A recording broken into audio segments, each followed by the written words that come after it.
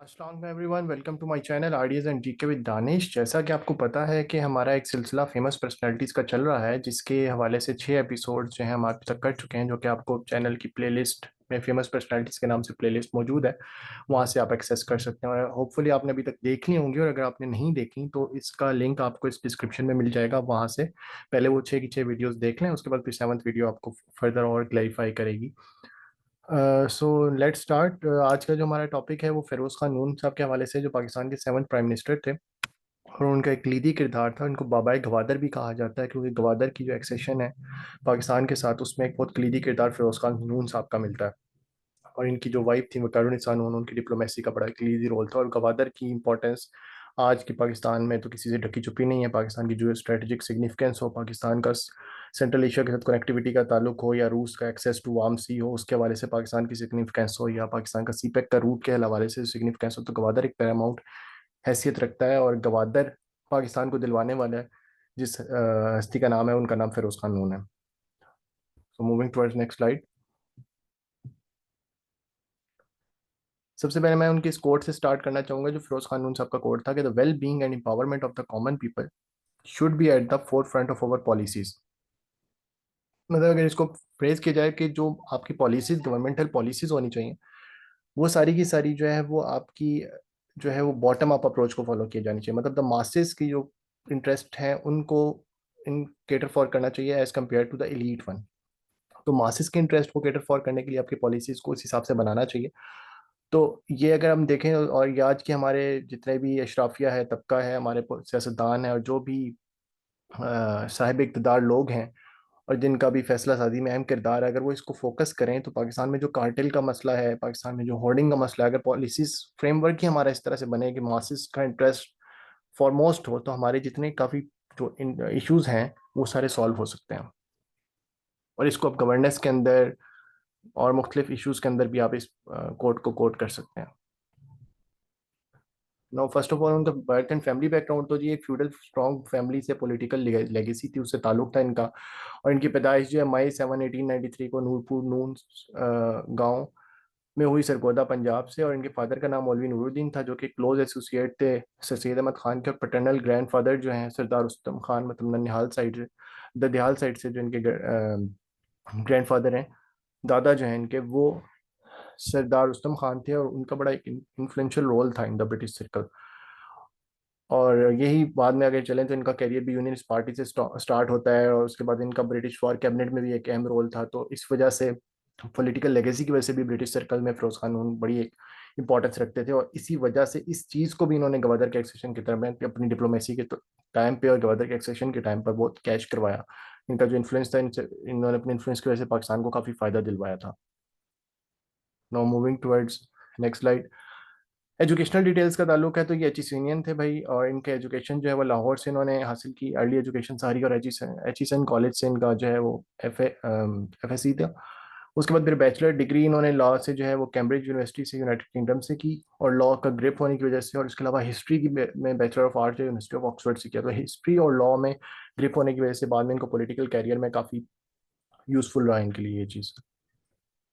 और जहाँ तक इनकी मैरिज एंड चिल्ड्रन डिटेल्स का ताल्लुक है, तो इनकी शादी बेगम विकारुन्निसा नून के साथ हुई, जो प्रोमिनेंट नवाब फैमिली से थी। और उनका बड़ा कलीदी किरदार फ्रीडम मूवमेंट में भी था। और उसके बाद पाकिस्तान का जो पहला 10 साल का टेन्योर रहा, जिसमें पाकिस्तान का बड़ी फ्रेजाइल स्टेट थी उस टाइम पे, उन्होंने डिप्लोमेसी से बड़ा एक इंपॉर्टेंट रोल प्ले किया। और इनके जो सन है नसीम फिरोज खान नून, एल्डेस्ट सन थे, एक्टिवली पार्टिसिपेटेड इन पॉलिटिक्स, और बाद में मेंबर ऑफ नेशनल असेंबली भी रहे। और इनकी जो डॉटर्स हैं बेगम अख्तर रियाजुद्दीन और बेगम अनवारुल हक, उनका कोई पॉलिटिकल रोल नहीं मिलता, अलबत्ता उनकी पॉलिटिकल फैमिलीज में और ब्यूरोक्रेटिक फैमिलीज में उनकी शादी हुई थी। ना इनका पॉलिटिकल कैरियर को अगर हम देखें, तो पॉलिटिकल कैरियर को मैंने प्री इंडिपेंडेंस, देन इनका पोस्ट इंडिपेंडेंस, और उसके बाद फिर इनका टेन्योर एज प्राइम मिनिस्टर। तो बेसिकली पॉलिटिकल सर्कल को मैंने 3 फेजेस में इनके डिवाइड कर लिया। इनका जी ताल्लुक इन्होंने स्टार्ट जो यूनियनिस्ट पार्टी से किया था। यूनियनिस्ट बेसिकली फ्यूडल पार्टी थी, एग्रीकल्चर इंटरेस्ट और फ्यूडल लैंडलॉर्ड्स के इंटरेस्ट को प्रेजेंट करती थी इन पंजाब।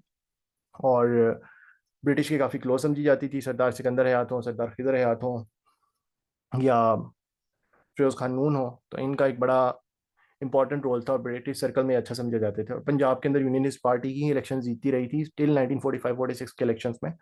जब मुस्लिम लीग यहाँ पर जीती, वरना पंजाब में हमेशा जो मेजॉरिटी पार्टी रही थी वो यूनियनिस्ट पार्टी थी, और ये कम्युनलिस्ट हारमोनी पे बिलीव करते थे, कम्युनल पॉलिटिक्स पे बिलीव नहीं करते थे। तो सिखों में भी इनकी पॉपुलैरिटी थी, हिंदुओं में भी थी, मुस्लिम्स में भी थी। तो पंजाब के अंदर हमेशा से ये रहे थे, और पंजाब में इस वजह से पंजाब का पॉलिटिकल कल्चर देखें ना, तो इसमें इलेक्टेबल फिनोमेना नजर आता है।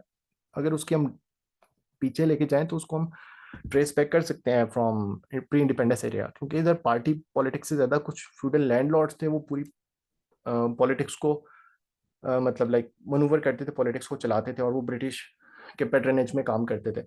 तो वो अगर आप उसको एनालाइज करें तो यूनियनिस्ट पार्टी उसी तरह की पार्टी थी। और यूनियनिस्ट पार्टी के ये लोग जब टूट के मुस्लिम लीग में गए 45-46 में, तो मुस्लिम लीग को सपोर्ट मिली, और फिर मुस्लिम लीग यहाँ पे पंजाब में जीत पाई। उसके बाद फिर यही जो फैक्शंस हैं ये टूटते जुड़ते रहे हैं, और इनको फिर जो नॉन पॉलिटिकल फोर्सेज हैं, नॉन डेमोक्रेटिक फोर्सेज हैं, वो ऑल टुगेदर हमारी हिस्ट्री में यूज करती रही हैं इन तमाम फैक्शंस को, इन इलेक्टेबल्स को। और ये इलेक्टेबल्स फिनोमेनन फिर फर्दर स्ट्रेंथन हुआ, बीच में डिमिनिश कर गया था due to party politics rise होने की वजह से 70s के डेकेड में स्पेशली। लेकिन उसके बाद 85 का जो नॉन पार्टी बेस्ड इलेक्शन हुआ, उसने दोबारा इस फैक्शनल पॉलिटिक्स को, इस इलेक्टेबल फिनोमेनन को स्ट्रॉन्ग किया, और वो फिर हमारी अभी तक पॉलिटिकल कल्चर का पार्ट है। और हम देखते हैं कि कुछ चेहरे हैं जो एक पार्टी से दूसरी पार्टी, दूसरी पार्टी से तीसरी पार्टी, और वो क्लीदी किरदार अदा करते हैं गवर्नमेंट बनने में, क्योंकि वोटर जो बेस होता है, वोटर बैकग्राउंड होता है, वो क्लैन कास्ट इसकी बेस पर होता है, और उस पर पार्टी कोई इफेक्ट नहीं करती कि उनकी परफॉर्मेंस क्या थी। तो इलेक्शन से 4-5 महीने पहले वो अपनी पार्टी शिफ्ट कर लेते हैं, and then they win on again. तो उसके बाद अगर देखें तो जो इनका elected to Punjab legislative assembly में इनका जो दूसरा पॉइंट ये है कि जो पंजाब लेजिस्लेटिव असेंबली के मेंबर ये इस पार्टी के प्लेटफॉर्म से बने, 2-3 दफा बने। 1921 में पहली बार बने। उसके बाद इन्होंने provincial ministry of local government, basically 1919 के एक्ट के तहत जो है ना वो डायरेक्ट सिस्टम कायम किया गया था।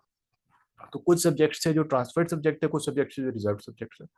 ट्रांसफर सब्जेक्ट्स में से एक सब्जेक्ट जो है ना प्रोविंसेस के लेवल पर, वो लोकल गवर्नमेंट था, जो गवर्नर नहीं उस तरह की जो प्रोविंशियल कैबिनेट थी उनके हैंड ओवर किया गया था। और रिजर्व सब्जेक्ट गवर्नर के अंडर होते थे। तो जो लोकल गवर्नमेंट की मिनिस्ट्री थी वो फिरोज खान नून साहब ने 1927 से 1930 तक अंडर यूनियनिस्ट पार्टी उसी के मेंबर थे वो, तो उधर से उन्होंने रन की पंजाब में। उसके बाद इनका जो ब्रिटिश वार कैबिनेट में ये पार्ट थे। अब ब्रिटिश वार कैबिनेट इंडिया की क्योंकि कॉलोनी था ब्रिटिश का, वर्ल्ड वॉर 2 के अंदर वॉर कैबिनेट बनाई गई थी, जिसमें जो अगर इसमें इनकी इंपॉर्टेंस का अंदाजा इस बात से लगाएं कि 3 बंदे थे टोटल, जिसमें एक तो गवर्नर वाइसराय लॉर्ड वेबल, और उसके बाद दूसरा जो है लॉर्ड लिलिथगो थे, लिलिथगो के बाद फिर लॉर्ड वेबल बन गए थे। तो वो होता था वाइसराय। वाइसराय के बाद एक पूरा रिप्रेजेंटेटिव था ब्रिटिश इंडिया का। बेसिकली इंडिया दो तरह से एडमिनिस्ट्रेटिवली डिवाइड था ना, एक ब्रिटिश इंडिया था जो ब्रिटिश इंडियन प्रोविंसेस थे, और एक प्रिंसिली स्टेट्स थी। ब्रिटिश इंडिया का जो रिप्रेजेंटेटिव के तौर पे काम कर रहे थे, कि बिकॉज जो आपकी फोर्स का मैक्सिमम स्ट्रेंथ थी ना, वो आपकी पंजाब के भी के उस टाइम पे एनडब्ल्यूएफटी कहलाता था, और इंडियन पंजाब, पाकिस्तानी पंजाब इधर से, और एनडब्ल्यूएफपी इधर से थी ज़्यादातर जो फोर्स थी वर्ल्ड वॉर के अंदर।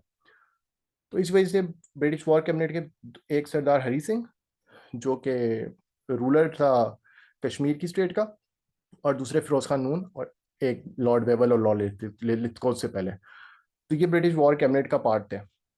तो आप इससे अंदाजा लगा सकते हैं कि इनका इन्फ्लुएंस कितना ज़्यादा था ब्रिटिश सर्कल में, और इस इन्फ्लुएंस की वजह से फिर इनको बाद में जब फॉरेन मिनिस्ट्री में अपॉइंट किया गया, फॉरेन मिनिस्टर बनाया गया, तो उसका फिर पाकिस्तान को फायदा हुआ। 45 के मैंने इन्होंने क्या किया कि 45 में इनका जो फैक्शन था, अपने पूरे फैक्शन को लेके मुस्लिम लीग में चले गए, और मुस्लिम लीग में जाने की वजह से फिर मुस्लिम लीग को बहुत फायदा हुआ पंजाब के इलेक्शन में। और 186 में से जो 86 मुस्लिम सीट्स थी उसके अगेंस्ट मुस्लिम लीग 73 सीट्स जीतने में कामयाब हो गई थी। और पंजाब में मुस्लिम सीट्स पर मुस्लिम लीग ने मतलब लाइक 90% के राउंड अबाउट सीट्स एक्वायर कर ली, और इसका बड़ा इंपॉर्टेंट रोल बना कि उसके बाद पंजाब की डिवीजन में भी इंपॉर्टेंट किरदार बना। अदरवाइज जो इस टाइम सरदार खिजर हयात थे वो पंजाब को डिवाइड नहीं करना चाहते थे, वो पंजाब की प्रीमियर रहना चाहते थे। बिकॉज फिर हुआ ये कि मिनिस्ट्री जो है वो सरदार खिजर हयात ने बना ली थी, और मुस्लिम लीग को उस तरह से नहीं था। फिर मुस्लिम लीग ने इसके अगेंस्ट एजिटेशन की थी, उस एजिटेशन की वजह से फिर यूनियनिस्ट जो मिनिस्ट्री थी उसको रिजाइन करना पड़ा, एंड ऑल दैट। उसके बाद फिर फर्दर जब फिर 3rd जून प्लान आया, और 3rd जून प्लान के अंदर यही डिसाइड हुआ कि जो पंजाब और बंगाल की प्रोविंशियल असम्बलीज हैं, लेजिस्लेटिव असम्बलीज हैं, वो डिसाइड करेंगी कि उनको डिवाइड करना है, इकट्ठा रहना है। तो उन्होंने डिवीजन के हक में फैसला किया। फिर बाउंड्री कमीशन बने, और बाउंड्री कमीशन में जो अनजस्ट अवार्ड था, रेड क्लिफ अवार्ड, वो हिस्ट्री का एक हिस्सा है। देन उसके बाद इनका पॉलिटिकल कैरियर पोस्ट इंडिपेंडेंस को अगर हम एनालाइज करें तो सबसे पहले कायज़म ने इनको special envoy to Muslim world बना के भेजा था, Saudi Arabia and Muslim world, ताकि दुनिया को ये बताया जा सके पाकिस्तान क्यों बना, पहले मुस्लिम वर्ल्ड को, और पाकिस्तान का एक इम्प्रिंट, पाकिस्तान का एक मुस्लिम लीडर के तौर पे इम्प्रिंट या मुस्लिम लीडर के तौर पे एक इमेज बनाया जा सके मुस्लिम दुनिया में, मुस्लिम दुनिया को बनाया जा सके कि हम इस्लाम के नाम पे बने हैं, और इस्लामिक आइडियोलॉजी को प्रिजर्व करना, इस्लामिक आइडियोलॉजी को पोर्ट्रे करना दुनिया के सामने, वो एक इसका मकसद था, इसका मोडस ऑपरेंडी था। और बिकॉज इनका, क्योंकि बेसिकली जो मुस्लिम वर्ल्ड थी ना सारी, इसके अंदर जो ब्रिटिश वॉर कैबिनेट के अंदर भी ना जो इधर के विजिट्स थे ना, वहाँ फिरोज खान नून ने विजिट्स किए थे, रिग्रेस विजिट्स किए थे ब्रिटिश वॉर कैबिनेट के पार्ट के तौर पे। और यहाँ पर विजिट की वजह से, क्योंकि अंडर प्रोटेक्टरेट ऑफ ब्रिटिश थे उस टाइम पे, बेसिकली 1917 में जब स्काई स्पीकर एग्रीमेंट हुआ और जो ऑटोमैन एम्पायर को डिसइंटीग्रेट किया गया, तो ये तकरीबन पूरा मिडल ईस्ट फ्रांस और ब्रिटिश के प्रोटेक्टरेट में आ गया, मैक्सिमम ब्रिटिश के प्रोटेक्टरेट में था। तो ब्रिटिश ने वर्ल्ड वॉर टू तक इसको अपने पास रखा, और वर्ल्ड वॉर टू के बाद फिर इनको अलग अलग आज़ादियाँ देना शुरू की। तो इसका जो मतलब लाइक वहाँ पे, क्योंकि ये भी पार्ट थे ब्रिटिश एफर्ट, वॉर एफर्ट के, वहाँ के लोग भी ब्रिटिश के उनके साथ थे, तो ब्रिटिश के साथ लड़े थे, तो इस वजह से इनका एक इन्फ्लुएंस इस पूरे रीजन में बन गया था फिरोज खान नून साहब का। तो इस इन्फ्लुएंस की वजह से फिर इनको इस एरिया में अपॉइंट किया गया ताकि ये जाके वहाँ पर पाकिस्तान की लॉबिंग कर सके, पाकिस्तान के बारे में बता सकें, क्योंकि जो कांग्रेस लीडरशिप थी वो काफ़ी एक्टिव थी और काफ़ी प्रोपेगेंडा चल रहा था पाकिस्तान के बारे में कि ये एक डिवाइड एंड रूल किया गया है एंड ब्रिटिश ने जान के किया है, तो उस सब इमेज को भी रीबिल्ड करने के लिए काम किया गया। उसके बाद served as governor of East Bengal from 1950 to 1953, 1950 से 1953 तक ईस्ट बंगाल के गवर्नर के तौर पर रहे। इसमें जो है एक बड़ा एक अनफॉर्चुनेट एक इवेंट हुआ था जो 1952 के अंदर इनकी गवर्नरशिप के अंदर ही, 1952 21 फरवरी को जो ढाका में फायरिंग हो गई और जो लैंग्वेज राइट्स में डेथ्स हो गई थी, वो एक अनफॉर्चुनेट इवेंट था। उसके अलावा इन्होंने एक बड़ा एक इंपॉर्टेंट रोल प्ले किया। उसके बाद फिर पंजाब में जब एंटी अहमदी राइट्स हुए तो मुमताज़ दौलताना से जो है इस्तीफ़ा ले लिया गया और उनकी जगह ख्वाजा नाज़मुद्दीन ने इनको चीफ मिनिस्टर पंजाब बना दिया, और वन यूनिट बनने तक ये पंजाब के चीफ मिनिस्टर के तौर पे इन्होंने काम किया। और इन्होंने 1955 में फिर जब फर्स्ट कॉन्स्टिट्यूंट असेंबली डिसॉल्व हो गई तो उसके बाद इन्होंने रिपब्लिकन पार्टी बना ली थी। फिर क्या हुआ कि जब चौधरी मोहम्मद अली से रिज़ाइन ले लिया गया, चौधरी मोहम्मद अली भी रिपब्लिकन पार्टी से, जब उनसे रिज़ाइन ले लिया गया तो उनके रिज़ाइन लिए जाने के बाद, उनसे रिज़ाइन लिए जाने के बाद जो है ना कोलिशन बनाई गई थी अवामी लीग की, मुस्लिम लीग की और रिपब्लिकन पार्टी की, जिसने फिर रूल किया। तो उसके पहले कोलिशन के अवामी लीग के जो है हुसैन शहीद सोहरावर्दी वो प्राइम मिनिस्टर बने। जब उन्होंने रिजाइन कर दिया तो उसके बाद आई चुंदरीगढ़ एंड आई चुंदरीगढ़ के बाद फिर रिपब्लिकन पार्टी, क्योंकि तीसरा कोलिशन पार्टनर यही था, तो फिरोज खान नून बने, और वो जब तक मार्शल लॉ लगाए नहीं तो ये कंटिन्यू करते रहे आफ्टर 56 कॉन्स्टिट्यूशन के। तो हुसैन शहीद सोहरावर्दी साहब जो है उन्होंने, हुसैन शहीद सोहरावर्दी साहब जो है उनकी प्रीमियरशिप के अंदर इन्होंने एज ए फॉरेन मिनिस्टर जो है वो रोल प्ले किया। उसके बाद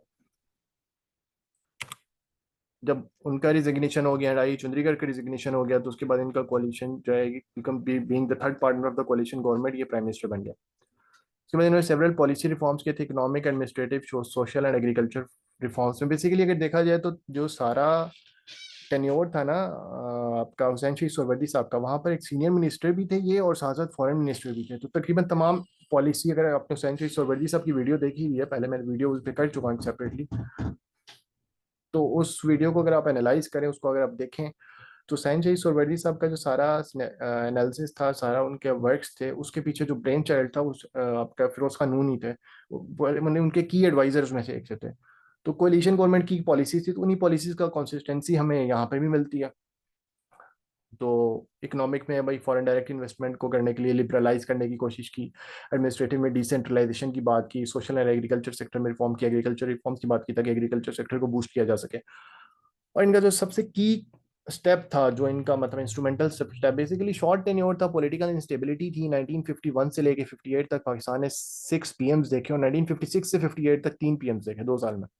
1950, तो उसमें मतलब लाइक 1957 का ही अगर हम साल देख लें तो उसके दिसंबर से फिरोज खान नून आ जाते हैं, तो उससे पहले 3 महीने के लिए सिर्फ जो है वो आई चुंदरीगढ़ रहते हैं, और उससे पहले 1 साल के लिए तकरीबन जो है वो आपका जो हुसैन शहीद सोहरावर्दी थे वो रहते हैं। तो इस टाइम में, इतने टर्बुलेंस के टाइम में, पॉलिटिकल इंस्टेबिलिटी थी, पॉलिटिकल स्टेबिलिटी थी नहीं, तो उस टाइम में फिरोज खान नून को मतलब लाइक 1 साल में मतलब इतना ज़्यादा तो काम करने का मौका नहीं मिला। लेकिन जो मिला उसमें जो कलीदी किरदार था वो यही था कि इन्होंने ओमान से डील करके $3 मिलियन में गवादर को जो है पाकिस्तान का हिस्सा बनवा लिया था। उसकी वजह ये थी कि ओमान उस टाइम पे प्रोटेक्टरेट में था यूके के। तो खतरा ये था कि कहीं ऐसा ना हो कि गवादर एक स्ट्रेटेजिक सिग्निफिकेंस है और कहीं गवादर का जो डील है वो कहीं इंडिया ना कर ले या हमारी हॉस्टाइल फोर्सेस ना कर ले, तो उससे हमारा जो स्ट्रेटेजिक सिग्निफिकेंस है वो सारी की सारी डिमिनिश हो जाएगी और उसके बाद वहां पर वो ब्लॉकेड भी हो सकता है हमारा नेवल एक तरह से दो साइड से अगर इंडिया में कवर कर ले। तो ये इस वजह से गवादर एक बड़ा सिग्निफिकेंस पॉइंट था। तो बेगम विकारुन्निसा नून ने उस टाइम पे जाकर यूके में विजिट्स किए और उसके बाद सर आगा खान, फिरोज खान नून और बेगम विकारुन्निसा नून, इन तीनों की जो कलेक्टिव एफर्ट थी उसकी वजह से गवादर पाकिस्तान का हिस्सा बना। उसके अलावा इन्होंने जो फॉरेन पॉलिसी थी वो बैलेंस्ड अप्रोच की। बेसिकली ये फॉरेन मिनिस्टर थे, जैसे कि मैंने आपसे पहले अर्ज किया कि फॉरेन मिनिस्टर थे हुसैन शीख सोहरवर्दी साहब की कैबिनेट में। अगर हुसैन शीख सोहरवर्दी साहब की आप वीडियो को दोबारा देखें तो उसमें यही है कि हमने कोशिश की कि किसी तरह से, बेसिकली नैर सुएज का इशू बन गया था जिसमें पाकिस्तान ने अनफॉर्चुनेटली वेस्टर्न ब्लॉक का साथ दिया अगेंस्ट इजिप्ट। तो पाकिस्तान ने उसके बाद मुस्लिम पाकिस्तान को डोमेस्टिक बड़ा उसका रिperकशंस का सामना करना पड़ा था। इस वजह से पाकिस्तान ने क्या किया कि दोनों ब्लॉक्स को इक्वल फुटिंग पे चलाने की बात कोशिश की। उसके बाद रीजनल कनेक्टिविटी इंश्योर करने के लिए स्टेप्स लिए। तो पाकिस्तान ने यही कोशिश की कि अब हम बायलैटरलिज्म की तरफ जाएंगे। अब हम कोशिश करेंगे कि हम वेस्टर्न ब्लॉक का तो पार्ट हैं बिकॉज यूरो सेंट्रो का पाकिस्तान पार्ट था, लेकिन हम साथ साथ अपनी से भी अपने नेशनल इंटरेस्ट को भी प्रिजर्व करेंगे। कहीं ऐसा ना हो कि हम अपने मुस्लिम ब्रदरहुड को या मुस्लिम कंट्रीज को और अपने डोमेस्टिक पॉपुलेस को नाराज करके उसके ऊपर हम जो है वेस्टर्न वर्ल्ड को सपोर्ट नहीं करेंगे। तो ये पाकिस्तान का कैटेगरिकली इस 2-3 साल का बीच में एक थोड़ा सा टाइम आया था अयूब के मार्शल लॉ से पहले जिसमें पाकिस्तान ने थोड़ी सी डाइवर्जेंस शो की थी टुवर्ड्स वेस्टर्न वर्ल्ड। तो ये उस टेन्योर का पार्ट है और बिकॉज ये कोलिशन गवर्नमेंट थी तो कॉन्टिन्यूस कॉन्सिस्टेंट पॉलिसीज चल रही थी। लेकिन due to some other reason जो प्राइम मिनिस्टर थे वो रिजाइन कर रहे थे बिकॉज ऑफ एक मिलिट्री ब्यूरोक्रेसी नेक्सस था उस टाइम पे। तो इन्होंने भी वही स्टेप्स फॉलो किए। लेकिन इनका जो सबसे अहम गिफ्ट है पाकिस्तान की नेशन को वो हमारा जो है गवादर का है। तो वो हम रहती दुनिया तक पाकिस्तान इनका एहसानमंद रहेगा इस हवाले से। और थैंक्स फॉर वॉचिंग, आज के लिए इतना ही। और अगर आपको वीडियो पसंद आई, कंटेंट पसंद आ रहा है तो काइंडली चैनल को सब्सक्राइब कर दें, वीडियो को लाइक कर दें और बेल आइकन को प्रेस करना नहीं भूलिएगा।